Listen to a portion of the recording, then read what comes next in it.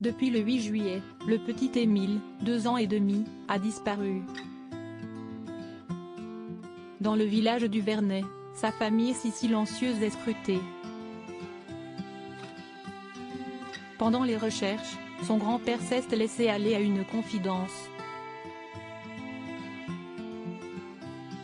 Depuis la disparition d'Émile, petit garçon de 2 ans et demi disparu le samedi 8 juillet 2023 dans le Haut-Vernet, hameau dans les Alpes de Haute-Provence, sa famille est scrutée.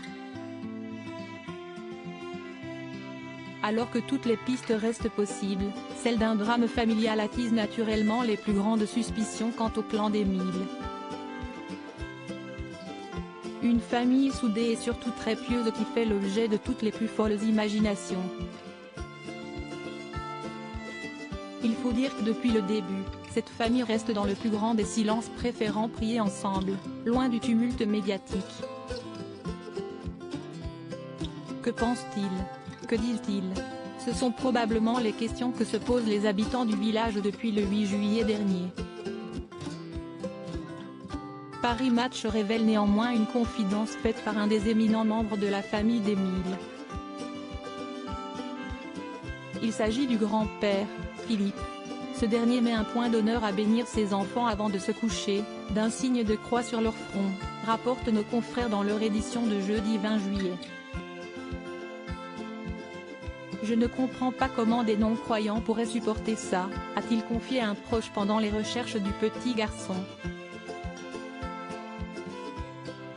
Philippe est ostéopathe, et avec son épouse Anne, mère de Marie, l'aîné de leurs 10 enfants et maman du petit Émile, ils habitent dans la commune de la Bouilladis, près d'Aix-en-Provence.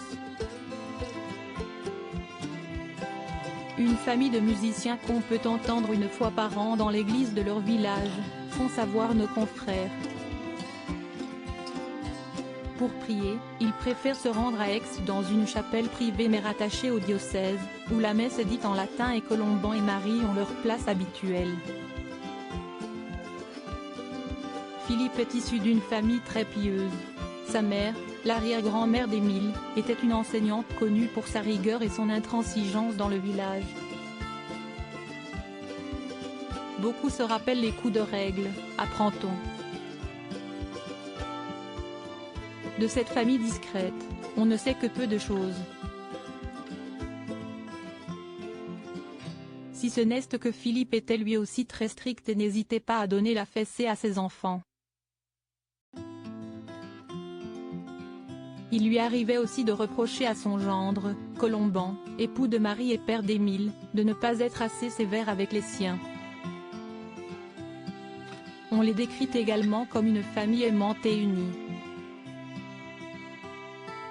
Le curé de la chapelle d'Aix assure de son côté que malgré les préjugés, il ne s'agit nullement d'une famille sectaire. Retrouvez l'intégralité du dossier dans Paris Match, en kiosque depuis le 19 juillet 2023.